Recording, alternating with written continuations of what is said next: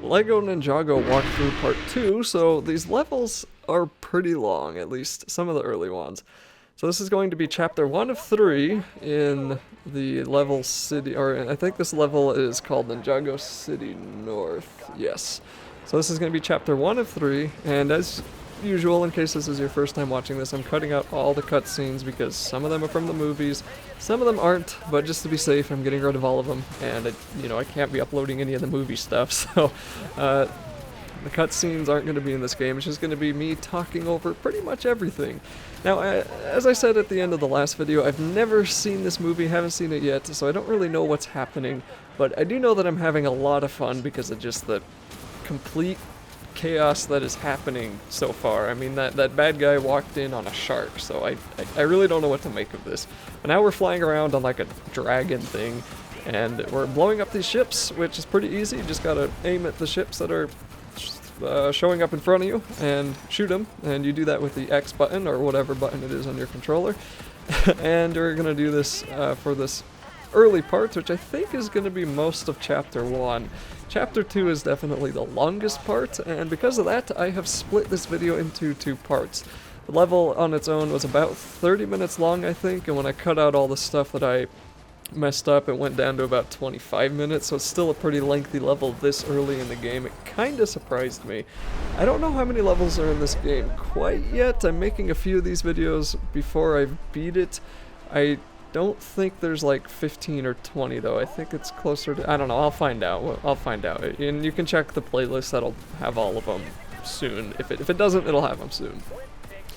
So, for just flying around, the weirdest thing with this, for me anyway, was that I'm used to controls being inverted when you're flying like this, and especially I've spent so much time playing the somewhat new Star Fox on the Wii U, and that one the controls are inverted, which you can change of course, but Nintendo, for some reason, they just love to invert things, and they finally let you change it. But anyway, because I'm so used to playing Nintendo games where stuff is inverted, I'm used to inverted, and on this game by default it isn't inverted, so controlling that was just kind of confusing as heck.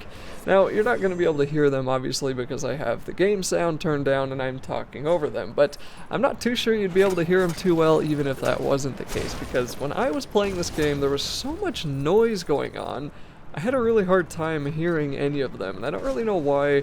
Just in gaming recently, and even movies, it seems to be an issue where you can't hear their voices. It's almost like they don't sit there, they don't play the game or watch the movie and go, I can't hear them, I should turn the voices up a little, and I'm pretty sure they're capable of doing that, I don't know, but to me, hearing the voices is a little bit more important than hearing all the noise around it. And if I had to bring up kind of a pointless rant example, it'd be like Halo 1 and Halo 2. In Halo 1, you can hear the voices of everybody perfectly fine. In Halo 2, not so much. Okay, enough of that 3-minute rambling about my annoyance with voices and audio levels, but let's get back to the game. So we've pretty much done the normal stuff that we did in the previous level so far. We've just killed a bunch of guys, like it'll show up on the top of the screen. You have to kill 6 of these enemies, so we killed 6, 7, however many of those, and now we're gonna be taking care of this weird octopus jellyfish squid thing. I don't know what language I was speaking there, and we can do that by building our first, or at least one of our first objects, and then blowing him up and opening up the doorway behind him. I don't really know why building in this game also seems to, it feels like it takes a little while. So in other Lego games, when you'd start building, there's no meter. I guess a few of them would have a meter, but usually there's no meter that shows up when you start building it. It's just the progress of the build and how many pieces you have left to tell you how close you are to finishing what you're building. But in this one, a meter shows up, and it like starts out building really slow, and then it speeds up. And I don't know why they don't just make it to where it's the same speed the entire time. It's a little bit, I don't know, it's a little bit strange. Like, we're gonna start building this here in a second, and I'm just blowing up some other stuff because I want to try and get some studs, but anyway, we're gonna build this glass cutter here, and it starts off a little bit slower, then speeds up really fast, and then it's done. I don't know. I don't really know what the point of that is. So that's gonna cut the glass, and then we're gonna have to switch to Thor here. Well, he's not really Thor, he's the ninja version of Thor. I don't know what his name is. I have no idea what any of the names are of any of the characters in this. I have no idea. I know nothing about Ninjago. And for some reason, when you switch characters, it doesn't tell you their name like it does in the other Lego games too. Maybe it does, and I don't know, I haven't seen it. So, anyway, just use the hammer, blow up the wall, come on down here and then kill 10 more enemies, and have fun with some of the other characters. I mean, the sword guy is definitely my favorite so far, because in any video game, I'm a little bit more partial to swords. I mean, look at MMOs or other fantasy games, Elder Scrolls, right? I always pick the swords first. I'm not a big fan of the hammers, but I did have a little bit of fun whacking all these guys and feeling like I was crumpling their rib cages with this hammer, even though I guess they're Lego, they don't have rib cages, but close enough, you know what I mean. Anyway, point is just, you know, play different characters, see the different moves that they have. The controls basically are the same, the only real difference are the animations the characters are doing, and that can be kind of fun, just to shake things up a little bit.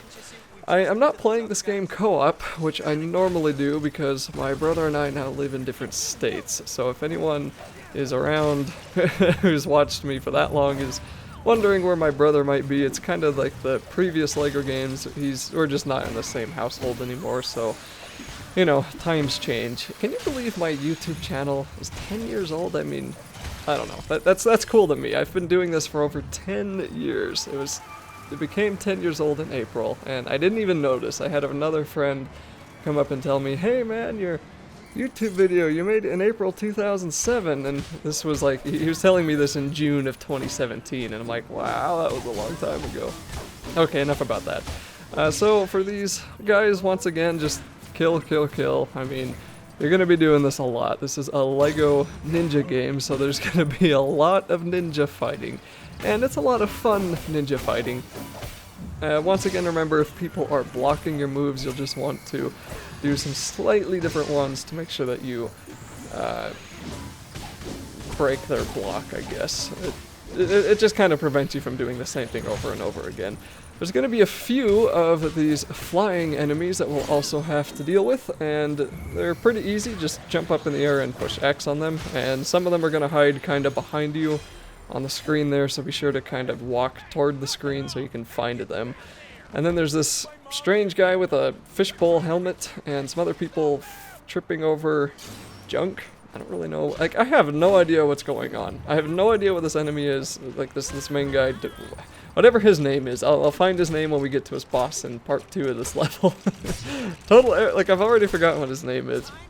But some of this stuff is hilarious, and it really reminds me, Ninjago is reminding me of the fun that Lego should be. And I'm not saying Lego's never been fun. They've never taken themselves seriously, but they've relied heavily on stuff that I want to say like outside people have created. So I mean Star Wars, Lord of the Rings, some of their other really popular ones, you know, are stuff that really they didn't create themselves. But the things that are most memorable to me from when I used to play with Legos all the time when I was younger were Bionicle and that really old like Knight Legos series, and it was it had like the Black Knight and the King and all the other Knights of the Round Table, and I loved that. That was so much fun. I still have some of them in my closet somewhere, and this Ninjago stuff just kind of feels like they're doing that again, so that is kind of cool.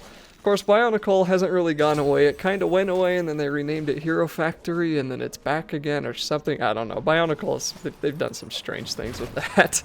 But it is good to me, good for me anyway, to see that there's some fun left in the game, some fun left in some of the ideas over at Lego. So, if you saw that golden door on that ship, you will be able to blow that up later with a future character, but you won't be able to do it in this level yet.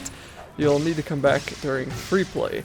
Also, there are checkpoints in these levels, and they're put through periodically. They're pretty useful, so it means you don't have to finish the entire level without saving, but I do think that you have to at least get to a checkpoint. Maybe the level will let you continue. No, I think you have to at least get to a checkpoint if you want to quit, but the checkpoints are pretty plentiful, and as you'll probably see in my videos, for some reason, whenever something happens, like if the game saves, or if I unlock something, I get a strange lag, just for a couple of seconds. This game so far has run pretty smoothly, which is a little bit surprising.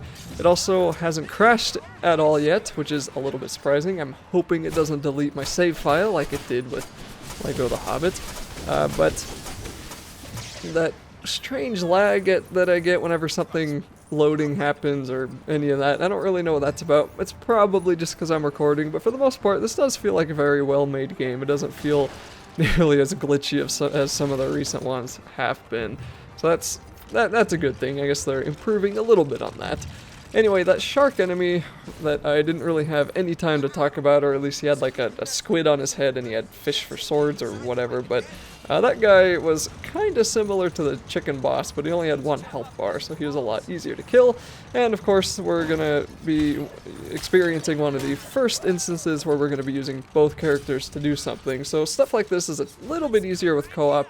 But of course, co-op, that does mean you have to deal with a messy split screen, which I'm sure still is the best they can do for what they're trying to do. But man, that split screen just, it like gets on you sometimes.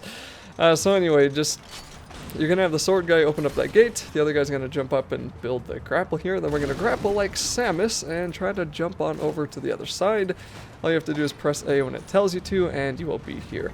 If you've noticed, there is an arrow that shows up from time to time, and actually it's not time to time, it's always there.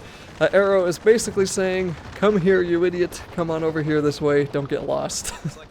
So if you ever are getting lost, just look out for that arrow. It'll give you a pretty good indication on where you're supposed to go.